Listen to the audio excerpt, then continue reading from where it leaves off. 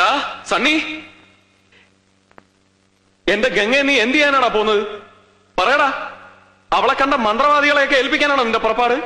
സമ്മതിക്കില്ല, ഒരിക്കലും ഞാൻ അതിന് സമ്മതിക്കില്ല. ഞാൻ വേണ്ട, നീ ഇനി ഒരു അക്ഷരം പറയണ്ട.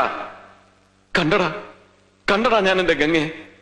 ഞാൻ അവളെ കൊണ്ടുപോകും, കൽക്കട്ടയിലോ അമേരിക്കയിലോ എവിടെയെങ്കിലും. പക്ഷെ നിന്റെ കയ്യിൽ ഇനി ഞാൻ അവളെ തരില്ല. എടാ ഞാൻ പറയുന്ന കേൾക്കാൻ. നീ ഒന്നും പറയണ്ട. വിടാൻ കൊണ്ടുപോകാൻ പറ്റില്ല സണ്ണി. ഞാൻ കൊണ്ടുപോകും. ഞാൻ പറയുന്ന കേൾക്കാൻ. സണ്ണി വിടാനാ പറഞ്ഞത്. വിടാൻ.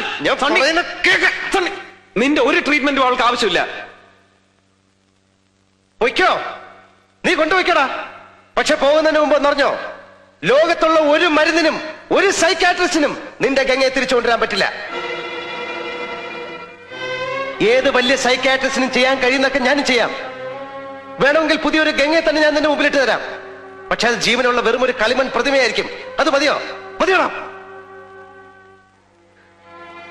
എനിക്കും നിനക്കും പരിചയമുള്ള ആ ഗംഗയെ, ജീവസും തേജസ്സുമുള്ള നിന്റെ ആ പഴയ ഗംഗയെ തിരിച്ചു തരണമെന്നാണ് ഞാൻ ആഗ്രഹിച്ചത്.